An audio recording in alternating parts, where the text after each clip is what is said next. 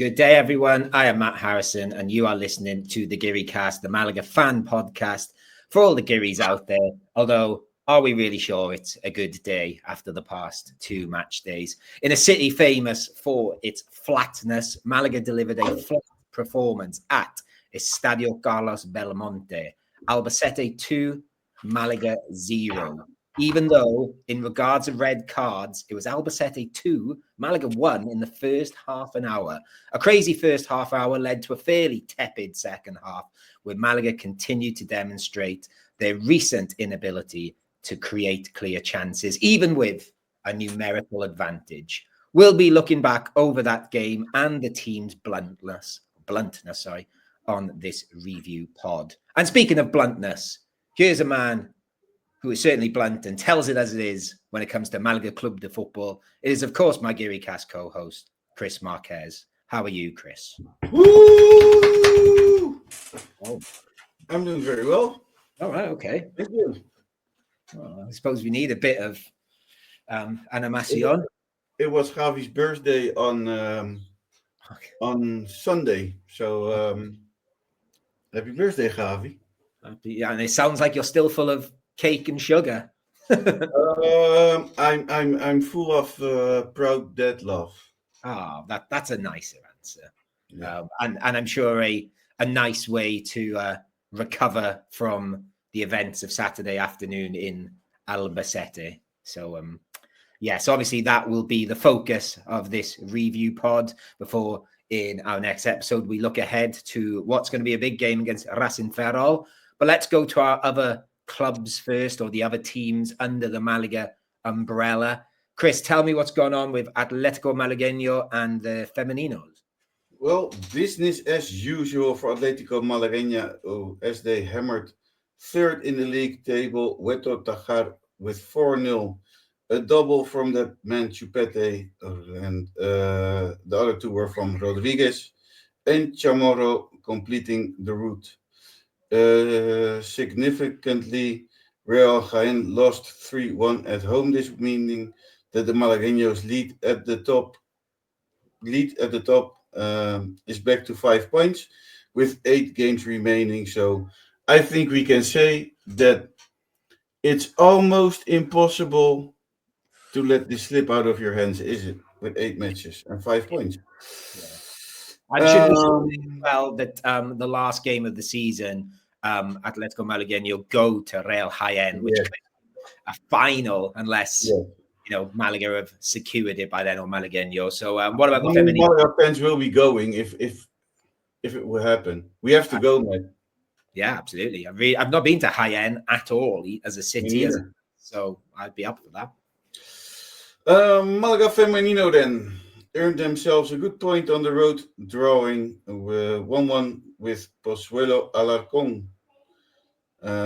This thanks to a goal from Elena. Malaga sit comfortably in the 6th position on the table with 6 games remaining. There you go. Comfortably. That's a difficult word. Comfortably. Yeah. Well, yeah. I'm an English speaker. I've had my Spanish lesson tonight. I've probably found a lot more words difficult than that. So, I know that feeling. So I'm not gonna crucify you for struggling with the word comfortably. But it seems like it's been a fairly comfortable weekend for our other teams outside of the senior team. But before we get to what happened, do we have to wish everyone still, because we're a bit late because we're recording later, a comfortably happy St. Patrick's Day if you're from Ireland, maybe. We hope you had a comfortably very nice St. Patrick's Day. Yeah, I don't think it's a holiday renowned for being very comfortable. I think it's a bit chaotic usually, isn't it? Marbella was a little bit chaotic last night when I avoided the Irish pubs last night because it'd just be a bit too busy, and I was really tired after my weekend away. I just wanted to. I didn't mind. That's a bit the difference, right? When you live here, it's not you don't go to the bar every day till 3 o'clock in the morning. No, and I should say as well, I tried to avoid the madness, but I went in the tavern, and we should perhaps say a congratulations to any Newcastle fans listening, because my Newcastle friend was in the tavern and he'd been out for probably 48 hours. And, Geordies can be difficult to understand at the best of times. But yes. I saw a video of Newcastle fans on a staircase. Yes, I've seen that video too. He was like that. Okay, very nice. I always wish I was like that. Yeah, and the tavern, those 2 steps out of the tavern, they've taken a few victims in the past, but he did get down those steps just about. But yes, anyway, well done to Newcastle. I'm staying over in England and Premier League teams. I think we've followed this guy for a while now, and we've pretty much traced his career since the Gearycast started. But a Bournemouth defender, Dean Huyson, has been called up to the Spain senior squad, which we're very excited about. And for those that don't know, is a Malaga boy. I was going to say born and bred, but he's actually born in Amsterdam, but grew up in this part of the world since he was 5, played for Malaga's youth teams all the way through until Juventus poached him from us. But Chris, we're very excited to see him in the senior Spain squad. Matt, when nobody knew him, we were talking about him when he was, how old is he now? 21 or 20? I think he might even still be 20. I don't know. He's very young. He's very young. I'm going to look up his age. But when nobody knew about him, we were already talking about him. So he's 19, Chris. Sorry, I've beat you to So he it. was 14 when we talked about him because the Gearycast exists 5 years. Yeah, true. Yeah.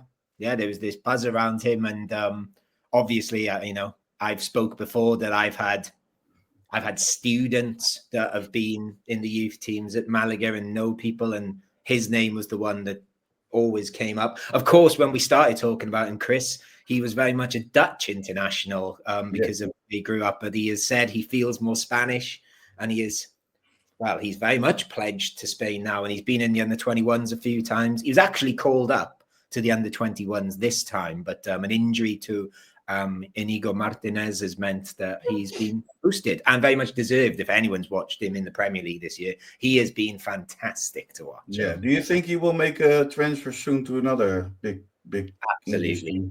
It's Liverpool have been the team mentioned. Yeah, I would say Liverpool, because I think Virgil van Dijk is leaving after this season. Yeah, he'd suit Liverpool as well, I think. A Dutch replacing a Dutch.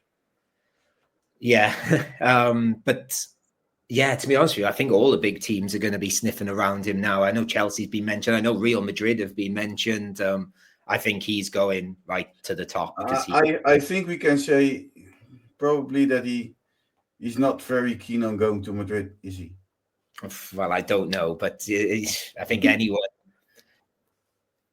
that gets we know with inside information that when he signed with Juventus, he had another offer from Real Madrid, and he didn't want to go to play for Real Madrid, was it?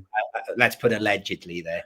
But if Real Madrid knock at your door, I'm sure you have a think about it at least. So we'll see.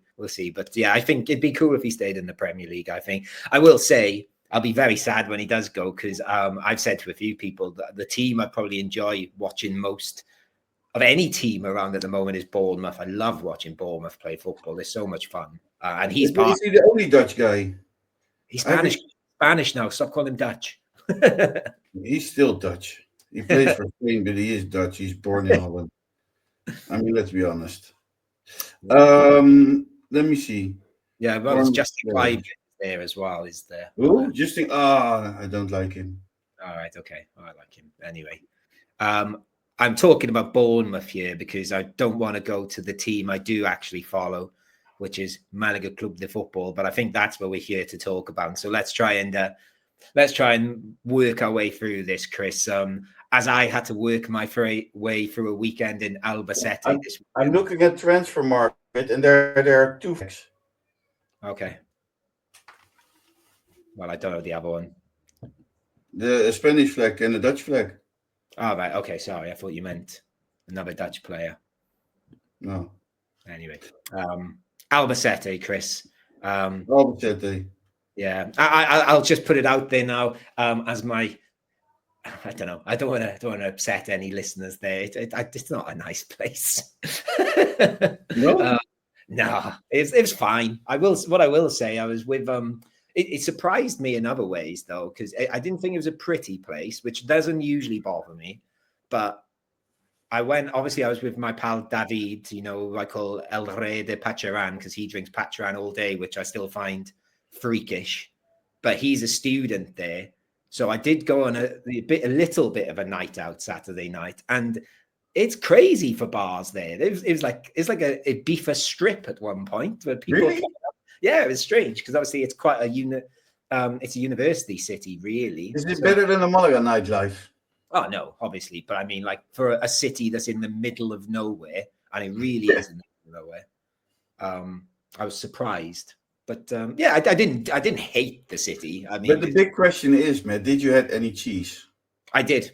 But another thing there on the Sunday afternoon, I thought, okay, I've got 4 hours till my train.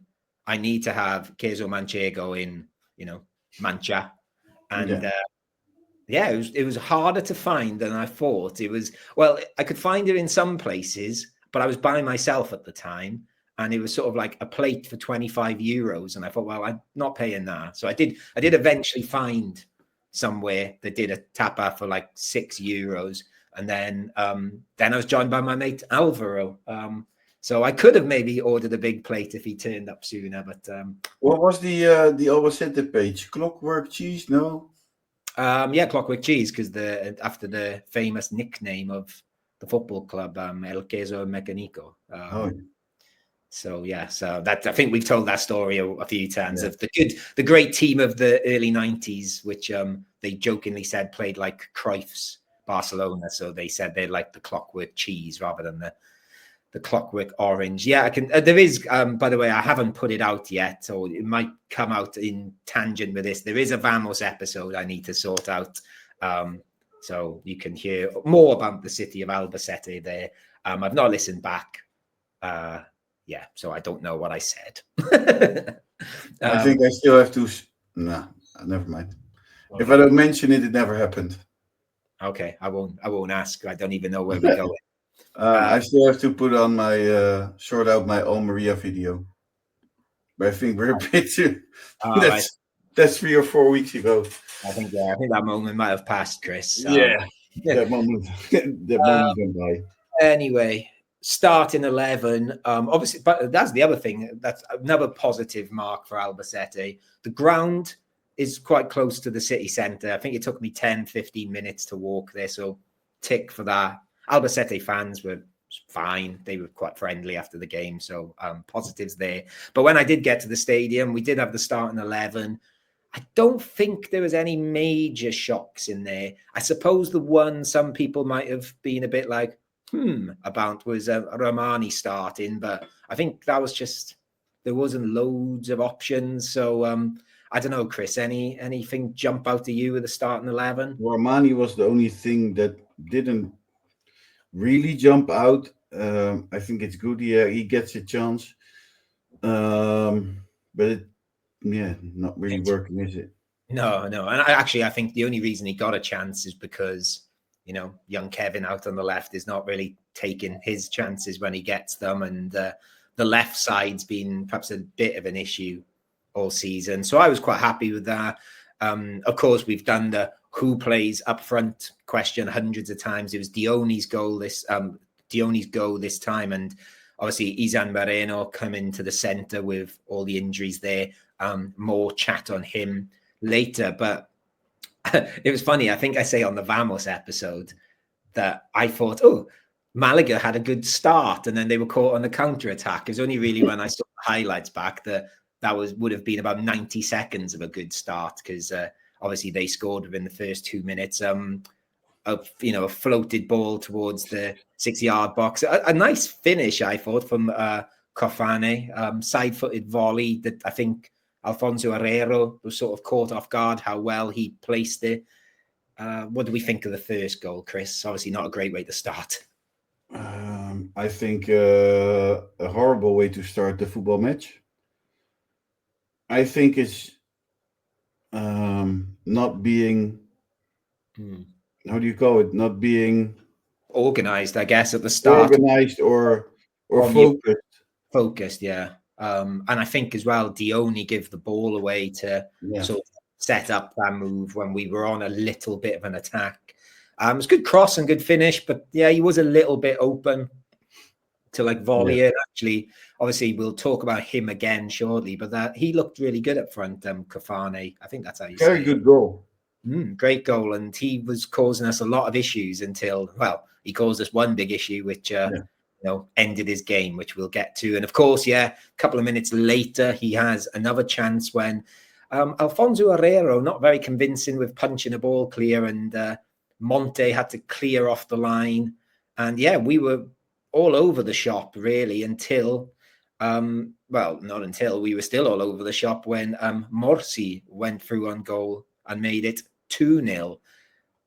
It was the same thing what you just said, I think, Chris, that we were attacking and there was all this space opened up and he could just run through it and we were caught on the counter. Yeah, Malaga missed focus in the first 30 minutes. And then when you miss focus and you're not organized, these are the things that will happen to you, I guess. Yeah, because the ball... Go on, say. The midfield as well. I think that was our weakest spot. We gave the ball away very easy. Iso Marino not looking very good in the first half. I don't know. I think maybe we shouldn't start with Iso Marino. Maybe that's what we saw last week as well. Maybe you have to try something else if something is not working. I think you can blame Pellicer for that, maybe. Yeah, so obviously the next game, obviously we'll talk about this more in the preview show, that Isan Marino wouldn't have been able to play because of what we're going to talk about shortly, but he is playing for Spain this weekend, Spain under-19. So we can talk about who steps in his place because we have a few more options coming back, so we can talk about that in the preview show. I will say, by the way, the guy, I forgot his full name, but I think on the back of his shirt it says Morsi or Murki. Nice finish, nice chip over Alfonso Herrero, who he sort of put on the floor a little bit. But it was very easy. And to be honest with you, I was already starting to worry about what was going to happen. And then very close to the away end, we all saw it and we all straight away was screaming for a red card. Kafane runs across, and forgive me, I can't remember which player he ran across.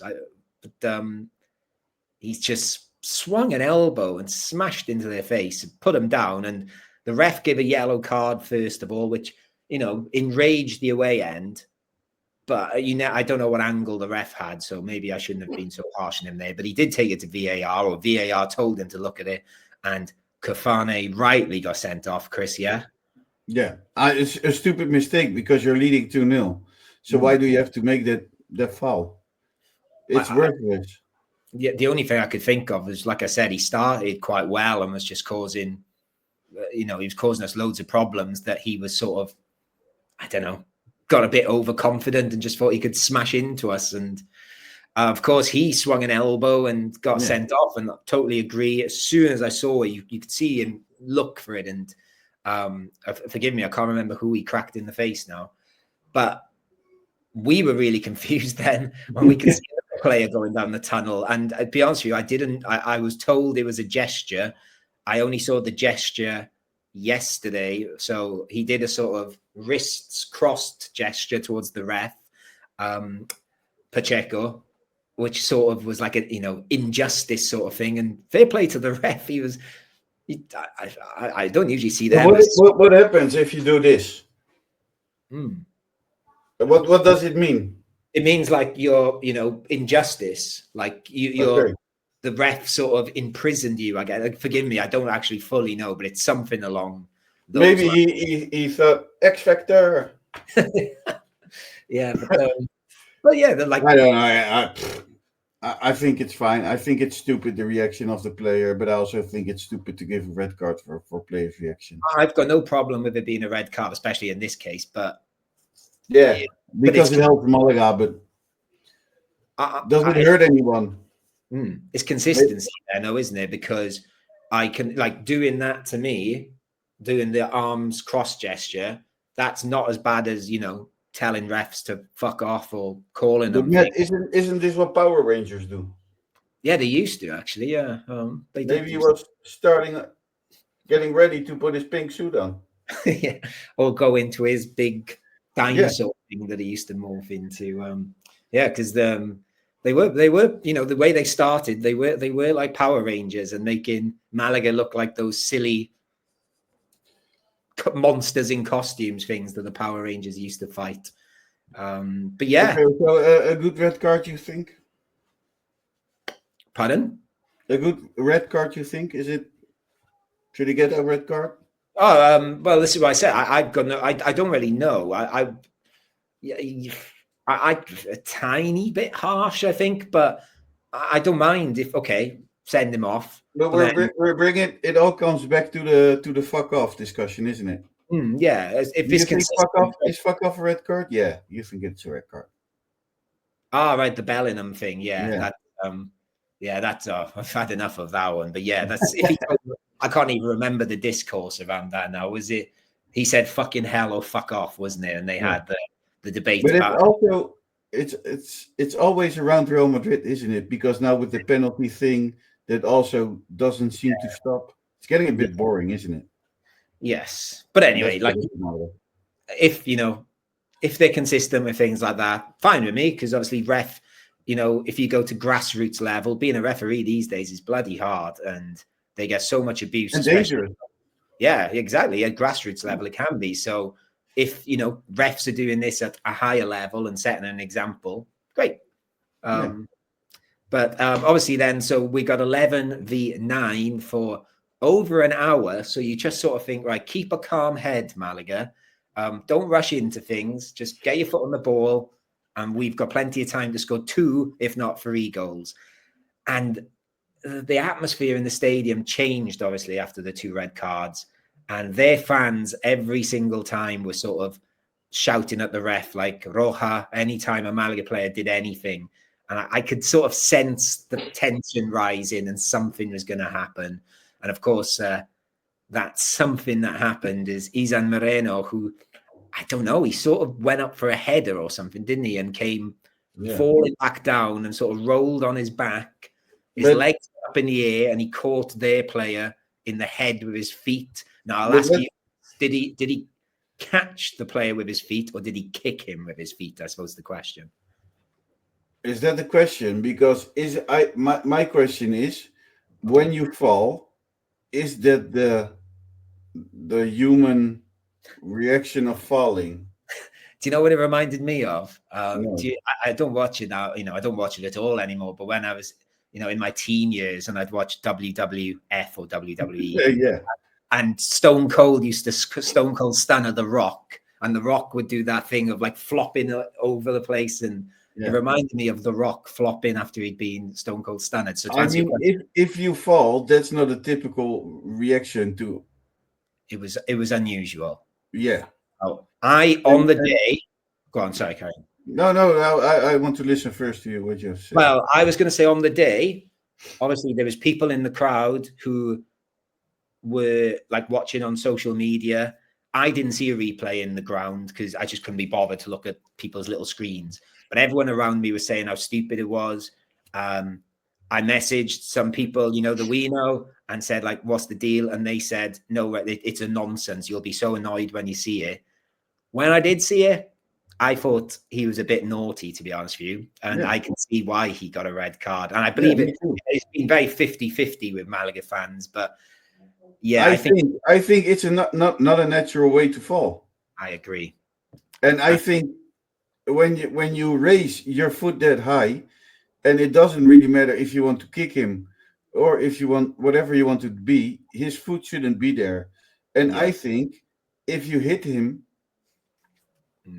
it's very dangerous. Yeah, I think he does sort of push his foot out a little bit as well, like towards him. It's hard to tell in the replay. If you want the honest opinion, for me, it's 3 matches without playtime. I would ban him for 3 matches. Well, or 4 maybe. Payas here after the game didn't defend him at all. I think he said, let this serve as a lesson to Izan, because being young doesn't exempt you from responsibility for what you shouldn't do. So Payase obviously agrees it was a red as well, and or giving the ref a chance to give a red when, how long had it been? 3 minutes maybe with... Yeah, and I think it's stupid because it doesn't make any sense. You can be a young player, but there's a lot at stake. And you're letting your team down. You're letting the fans down who traveled 5 hours in a bus towards Albacete, and to a Malaga fan in a train to Albacete. And you're letting all the fans at home down. I mean, it's ridiculous. Your foot shouldn't be up there. And he's lucky that he doesn't hit the Albacete player. I think things are as they are. And we know we are Malaga fans as well. But these kinds of actions, I think it would be wrong for us to sit here and say, oh, it was definitely not a red card.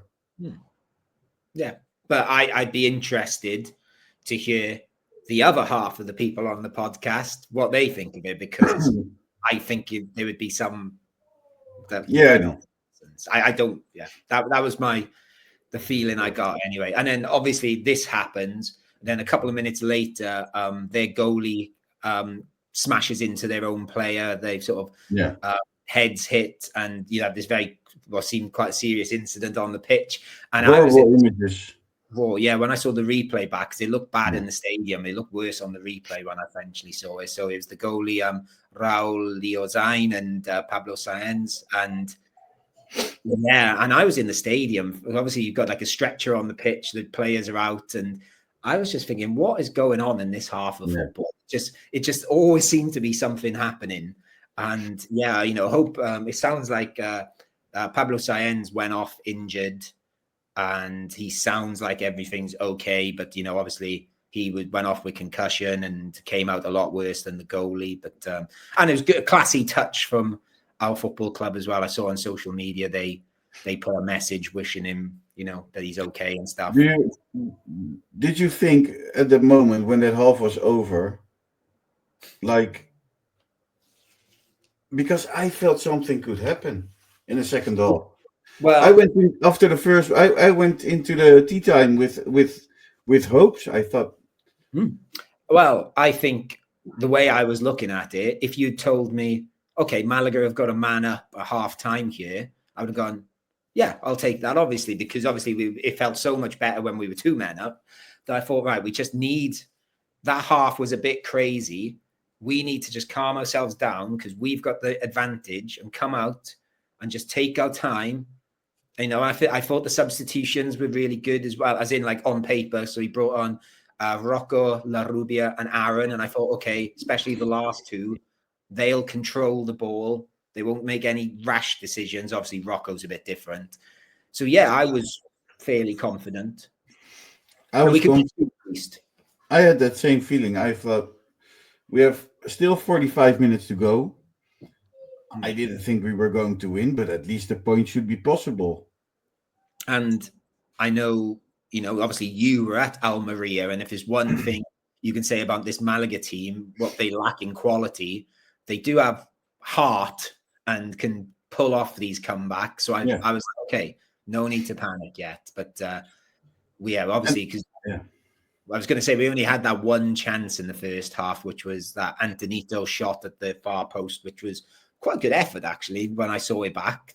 He sort of controlled and got her on target. But yes, the second half performance, Chris, thoughts? Wasn't good, was it? Toothless. Yeah, it was the same as last week. We are a toothless club.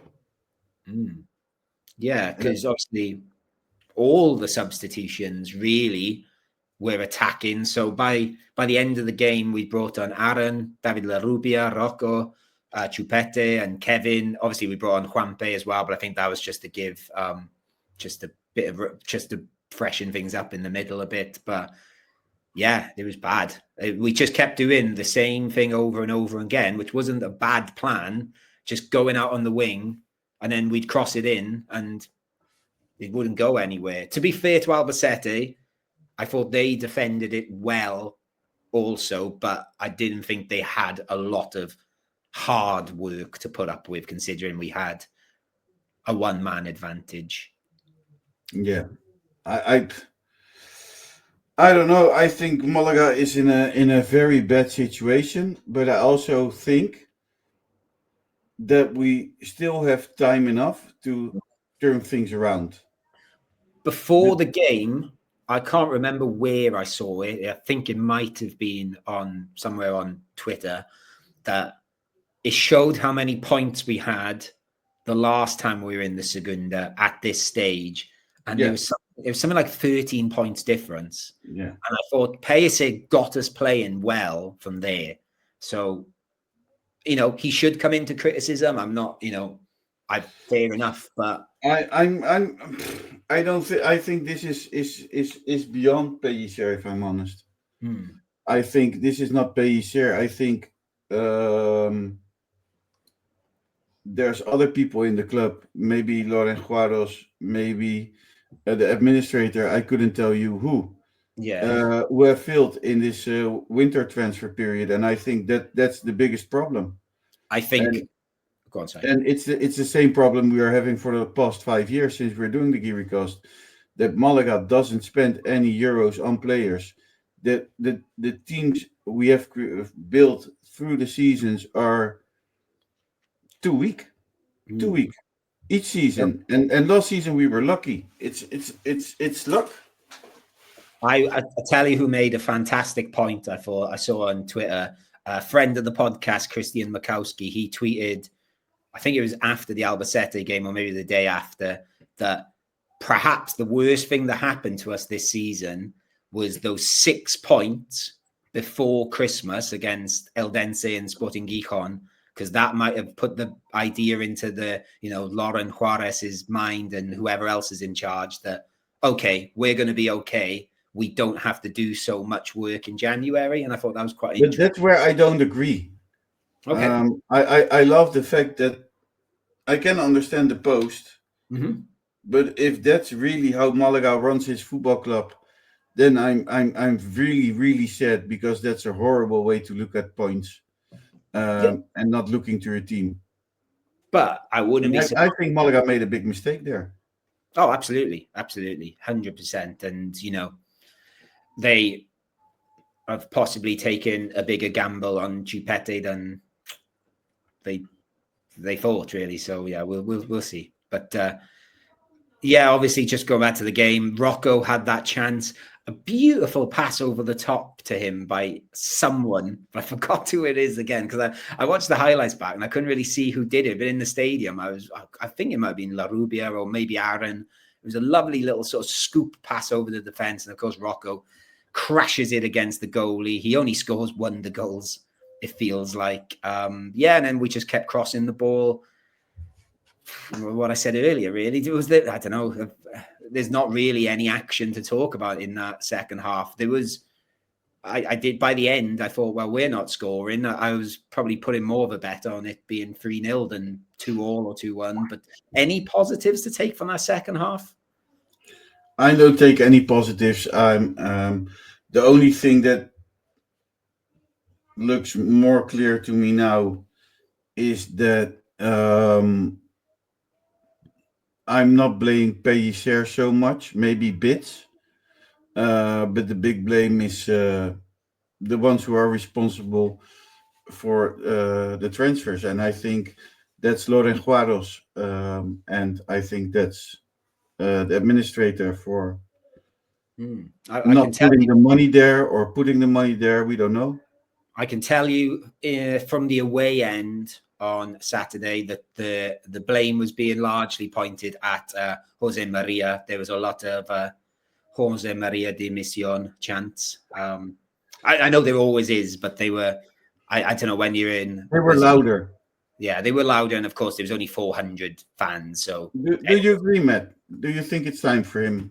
Or Yeah, I think we've said on this podcast before, like his job was to steady the ship, and he did a good job at doing that. Like, in regards of the finances, I don't have access to these. This is me just reading between the lines, but I don't still know what he's doing here, but admittedly, I don't want the Sheikh to come back either. I don't know what the answer is in the middle of all that. So I don't know. But yes, I can't say I'm not going to defend him either. I will say what I've just said, and I think he, well done. But now we're perhaps a few years past his time. I think he's the one who's holding Malaga back with the signings. That's the impression I'm getting more and more as well. After every winter window, I can't really remember since we did this podcast being that excited about any signing. I could argue maybe Ruben Castro when we signed him was quite exciting. There's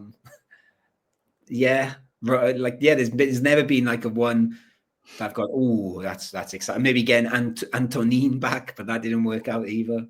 Alfonso Herrero. Yeah, but I wasn't excited about him. No, I would say probably it turned out to be a fantastic signing. Yeah. I was probably most excited about when he signed a new contract. And I to be honest with you, a little bit, and it has worked out this season. Luismi has been. There was a bit of a buzz around him that I thought. I wrote down my positives. I wrote 3 things down, and I think we've mentioned 2 of them already. Aaron, slightly better than most players second half. I'm not saying he was incredible. Actually, him and Larrubia, I thought, were trying. Albacete fans after the game were nice. They all sort of... I was in a bar by myself because I went to the wrong bar to meet my friends, and I bought a drink by then, and lots came over and chatted to me, which was nice. And I did like the queso manchego, and the wine there was very good, actually. I really enjoyed them. And cheap, so they were my 3 positives to take from the day. And, okay. I don't know how the last 2 help Malaga as a football club, but I just thought I'd mention them. I was trying to find things to cheer myself up. You want positives for me as well? Okay, good. I can't think of any more football. Great. As always, it's great to do the Malaga away thing, and it was a little bit more down. By the way, that was one thing I've not written down here that I wanted to mention. There was a very odd moment at the full-time whistle where obviously it's quite normal for the team, the team to come over and clap the away fans, but you could see the team were not sure whether to do it. And the away fans, especially the more hardcore at the front, were like waving at them, saying like, get over here. And fair play, Pellicer was the one that stood behind everyone and pushed them towards the away end. And then when they came over, the players just stared at us looking sad, and nobody did anything. It didn't seem to be anyone like clapping, going, come on, let's keep going, vamos. And there was no one really calling them shit, as far as I could tell. It was just, I think eventually there was a bit of that, but it was like a 10 seconds where we just sort of stared at each other. It was really weird. So I don't know if I missed something there, lost in translation for me, but I don't know. I wasn't there. Yeah, well, there was like, especially towards the front, I could see some people telling them, to pull their finger out. And I think when they did walk off, they got a little bit of an applause, as if to say, right, come on, guys. But yeah, it was just a bit odd. But anyway, we are going to have to try and find some positives, Chris, because we're going to do Chumbo and Biznaga, and Biznaga might be a struggle here, but we'll stick to tradition. And we'll go with Chumbo first. I think we've probably both mentioned him. Mine was Izan Moreno, because I thought he kept giving the ball away in the first half hour. He wasn't very good, and then he got himself sent off, and probably cost us the game in the end. So quite easy for me, like you said. He's a young player, and obviously we can forgive young or old players, but he can't be doing that again. Yeah. Anyone different? Isa Merino. Yeah. I have another one. Okay. If you play shit, then just, I don't know, keep yourself together and don't lose your head. Mm-hmm. Yeah. Any other sort of, because they all played bad, so it's hard to pick. They all played bad, but if you have to pick one, you pick the one who who took the shower after 30 minutes of a football match, I think. I thought Carlos Puga wasn't quite up to what he usually is. And they're all bad. No one did well, so this is why this bit's going to be a little bit of a struggle. Biznaga, any ideas? I've got one written down, but not confident. I'll say mine is David Larrubia, probably. Okay, works for me. Yeah, he was trying. He was taking shots. He was, I'm not saying everything he did came off, but I got the impression he was trying to make something happen, and he wasn't as flat as the other. Like I said, I thought Aaron was okay as well, but they were the only two for me, really.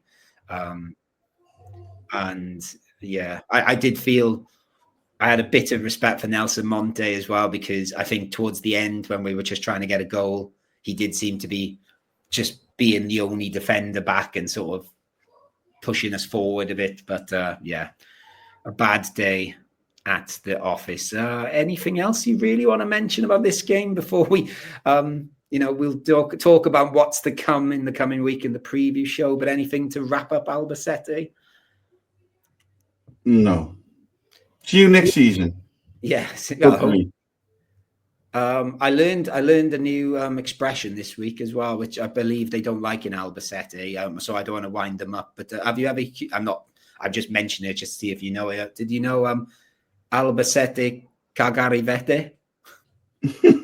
No, never heard of it. My Spanish teacher told me, and then someone else told me it, and then pretty much all week before I went to Albacete, everyone kept saying it. And then when I was in Albacete with some of the Malaga guys, they were like, "Oh, have you ever heard this saying?" And I was like, "So for those that don't know, it basically means Albacete shits and goes away," which I still not quite understand, but I did check. They really don't like it in Albacete, so I just thought I'd bring it up. You said it now twice? No, just once. I explained it the other time, I think. And then you gave the translation. I was just giving, a bit of culture. And what did they say? Pardon? What was it? Albacete. What was it? You're making me say it again. Albacete, Gargarivete. Okay. Well, thank you for listening. If you're from Albacete. I'm just quoting that apparently it's a saying, and I found articles about it. Apparently, it's a very famous expression, but yeah, it's I hadn't heard it till this week. Even I think it rhymes, and that's about it. That's it. Yeah, that's it. So it's just a bit of poetry. I'm just giving a bit of cultural context. We've talked about the cheese. I've talked about I have started a football travel podcast alongside. No. How are we going to plug this every week? No. I was just saying. I'm in sort of football culture mode at the moment as well. So maybe I'll plug it at the end. Maybe I'll plug it. So maybe you know them, maybe you're not. But there's a story of two brothers from Wales who are crazy football fans, have been football fans their whole life. And they had this blog where they would travel across all the beautiful places of football. Lower league football, it didn't matter. As long as there was a ball and 22 guys running behind the ball, they would be there. They would write about it. And these brothers both went their own ways, and that is what made the blog beautiful. But now they are back. It started with a podcast about Platini, where they did a bit of football trivia. Mm-hmm. But in Holland we say waar het bloed gaat, waar het bloed gaat, where the blood goes. So they started this beautiful podcast. It's not a blog, but let me tell you that the Lost Boyos are back with a beautiful podcast. You can listen about football traveling all across Europe, the world, because they have been to places, these brothers. It's the Harrison brothers, and I'm proud of them for bringing back the Los Boyos. So if you have the chance, listen to Los Boyos because it's beautiful and it's very nice because probably many of our listeners have been following Los Boyos back in their days. And this is, let me say, dessert after beautiful, beautiful blog they had going on. So listen to Los Boyos. I'm gonna get you to do all my promos. That was very good. I feel like I feel pumped now. Go listen to the first 3 episodes of Los Boyos. We've gone from Buenos Aires to Bolton in the last 2 episodes. So how beautiful is that? Where can you find that? That doesn't happen at many places. We go from Buenos Aires right to Bolton. And also, obviously, we have a Spanish football link here because we are a Spanish football club. The next episode is all about a city in Spain. It is not Malaga. It's but you have to give us. Yeah, of course. It's coming. Give us what is it about? Give us that. You have to give the Girikas something. Mm-hmm. Give us the scoop. Yeah, it's basically about me and my brothers. Well, not about me and my brothers. We're sort of taking a back seat a bit. We're interviewing people that have somehow got themselves involved in a certain football culture. And we explore football culture through a sort of football travel lens, I guess, is the way. Give us a scoop. Which city in Spain, man? Which city in Spain? Okay, so if you're interested, you have to give the Girikas something. Okay, so because you did the nice thing, we are joined by another Welshman in next week's episode, which is being recorded this week. He wrote a book called Los Leones, the unique story of Athletic Club Bilbao. So we are doing an episode all about Bilbao with a little bit of the Basque Country thrown in alongside. I'm going to tell the Baracaldo story, undoubtedly. But let me tell you this. If there is one other club than Malaga that I would listen a podcast from, it's definitely Bilbao because there you go. Check it out next. Everything in Bilbao is Athletic Club. Everybody. It is. I think there's no city in Spain where a football club is so popular or so many people follow it.